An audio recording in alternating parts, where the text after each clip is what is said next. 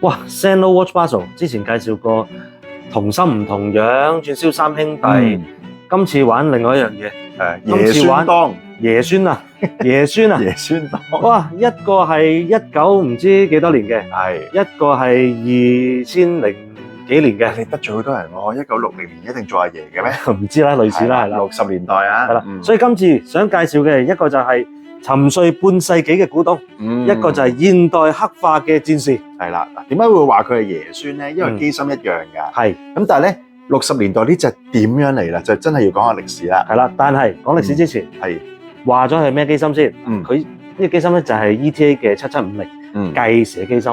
玩錶朋友對呢個機芯都好熟悉㗎啦。係啦。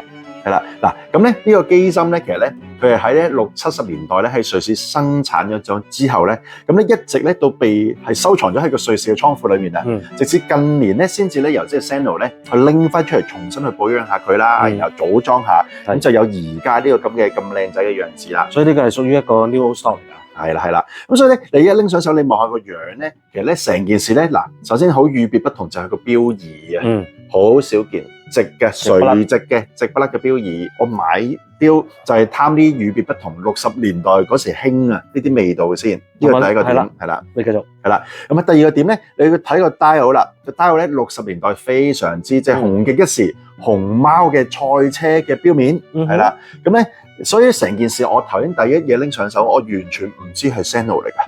同埋60年代嘅錶通常個 case 都細啲嘅。咁呢嘢係得38mm嘅啫，嗰個年代都係咁上下呢啲 size，個味道真係有啲唔同嘅，係啦。另外一個獨特嘅位啦，就係咧，我睇個底蓋係啦，佢咧係刻咗呢個 North Eagles 啊，一個咧即係佢哋軍方啊嗰啲跳傘部隊嘅一個標誌，因為當年咧都好興嘅，即係啲手錶品牌同軍方有啲聯乘嘅款式，咁呢件事啊真係珍貴喎，但係而家你想做翻同樣事都做唔到啦。咁阿爺就係呢一啲特徵啦，威猛阿爺，軍事血統啊。OK，睇下個孫掂唔掂？第一阿爺係沉睡半世紀嘅古董啊嘛。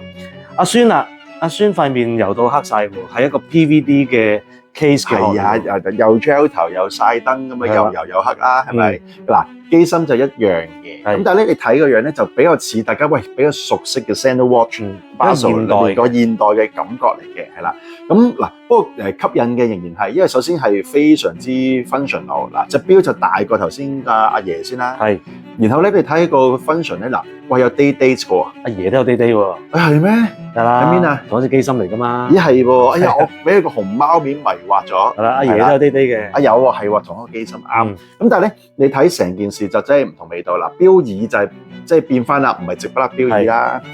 個錶面咧係用 sapphire 做嘅，係，同埋個底蓋咧係做透視底俾你睇嘅。阿爺就人真係大膽啲喎。係啦，阿爺冇呢塊嘢都夠膽死嘅。係啦，係咯。阿爺冇呢塊嘢。阿爺遮到凹凹陷嘅喎，着孖煙通，點知個孫就做 T back。係啦，哇，真係有分別啦，真係。